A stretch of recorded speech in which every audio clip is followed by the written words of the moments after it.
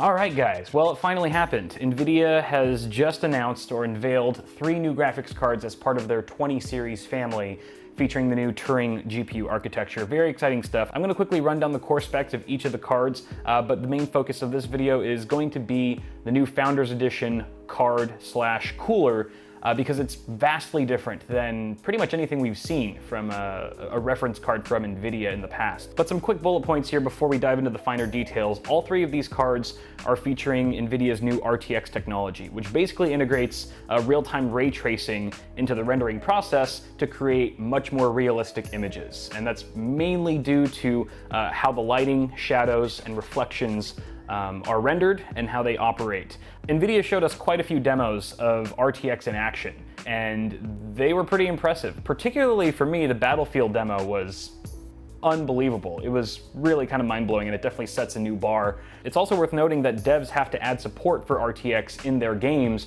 in order for the technology to take effect. Thankfully, it looks like we're starting off with nearly a couple dozen games with RTX support added in, which is quite exciting, and I'm sure that list is gonna grow as time goes on. But let's quickly go over the specs of these 3 cards, starting with the RTX 2070, which is of course the successor to the GTX 1070. It's got 2304 CUDA cores, a base clock of 1410 megahertz, a boost of 1710.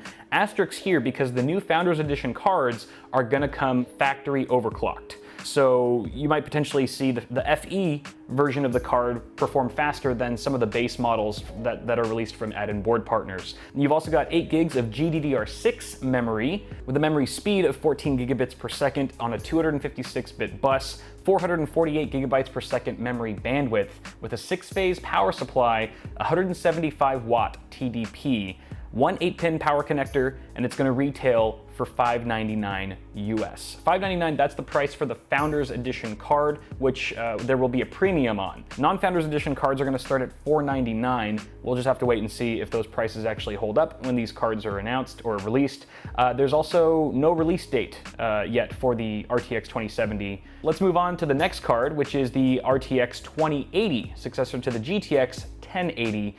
This is again specs for the Founders Edition card, 2944 CUDA cores, a base of 1515 megahertz, a boost clock of 1800 megahertz with 8 gigs of GDDR6 memory with a speed of 14 gigabits per second on a 256-bit bus, 448 gigabits per second memory bandwidth, an 8-phase power supply, a 225 watt TDP, a single 6-pin and single 8-pin power connector with a price of $799, and non-Founders Edition cards will go for $699.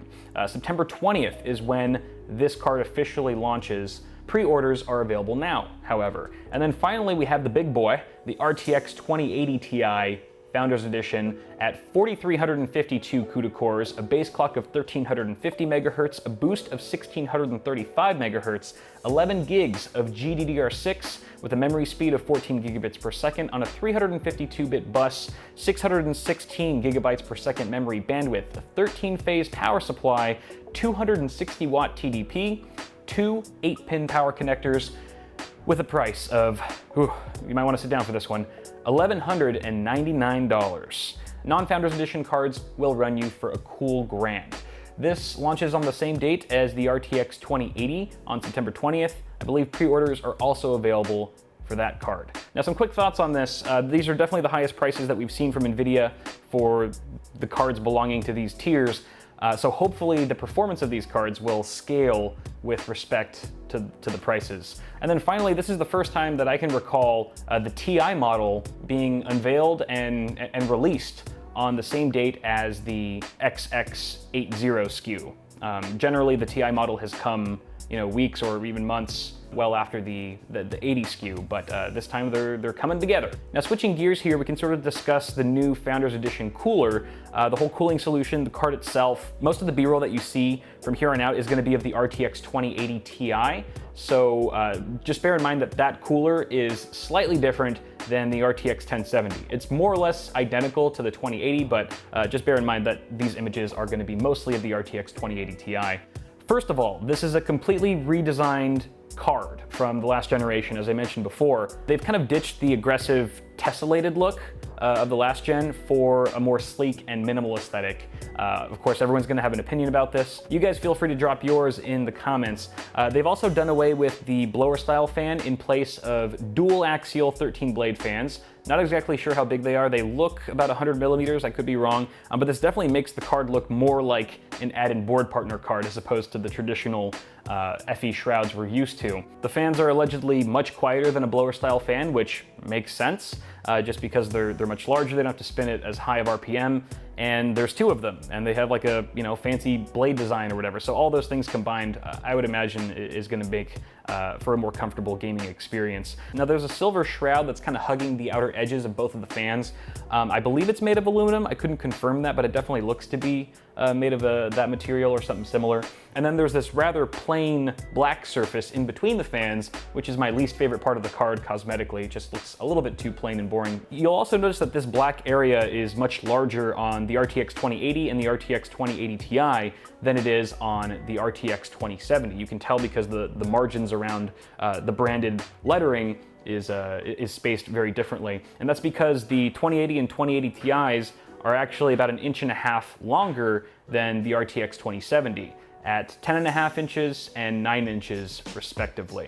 The two faster cards are also slightly taller than the RTX 2070 at 4.556 inches versus 4.435 inches. You still get the green LED backlit branding on the side of the card, but now it says RTX instead of GTX to reflect the new names. And it's not RGB. Who knew? I'm sure a lot of people are super disappointed that it's not RGB, but who cares? It's also an open shroud card now. So previous generations had, the typical blower fan, and it was an enclosed card ejecting all the hot air out the back of the card. Now it's being ejected from both the sides and also the back. Basically, these new FE cards will be exhausting hot air inside of your case. I think that definitely changes things. I've seen a lot of people, including myself, use the older Founders Edition cards inside of small form factor cases where getting heat trapped inside of a little space can be really detrimental to your thermals and your performance. But people might have to look elsewhere and check out some add-in board partner models that feature an enclosed shroud to sort of accommodate those scenarios. So it's quite interesting. You guys also let me know what you think of all this stuff. Additionally, we've got an SLI finger that's in the same position, it's in the same spot, but it's been redesigned. Looks kind of different here, unless I'm just not seeing it from the right angle, but it's been redesigned with support for NVLink. So it's going to be delivering 50 times the transfer bandwidth of previous technologies, and the high bandwidth SLI bridge seems to have also received a makeover. The top of the card gets the old backplate treatment, but you can see here it swaps the usual black color for silver, which again, I believe is aluminum. And this backplate is unique in a sense where it actually extends to wrap around the edges of the card where it eventually meets the fans, like I mentioned earlier. This creates sort of a unibody look, which I think is a refreshing change, but you guys let me know. Finally, on the back of the card, we get 3 DisplayPort 1.4 ports, meaning we can finally do 4K at 120 hertz, and probably well ahead of its time still is 8K 60 hertz support, but I'm sure Linus will put 55 of them together and play Minesweeper on it at some point. We also get a single HDMI 2.0B and 1 USB Type-C port for Virtual Link, which is the new open industry standard that's currently being developed to meet the power, display, and bandwidth demands for next-gen VR headsets. This is really cool because you no longer have to eat up one of your video outputs to play VR. If you have like a 4-panel setup or whatever, triple display with a companion monitor, you don't have to unplug one of those if you want to plug in your VR headset or whatever it is. So that's actually pretty cool. So that is the new Founders Edition card for this first wave of 20 series Turing GPUs. What do you guys think? Love it? Hate it? Somewhere in between? Let me know. Also share your thoughts on those prices. What kind of performance are you expecting now that the official pricing and specs are out on the table? That's all I got for now, guys. Thank you so much for tuning in. Toss a like on this video if you enjoyed it, and get subscribed for more tech content on the way, including more coverage of this new family of GPUs. Very exciting stuff. Have a good one, y'all. I'll see you in the next video.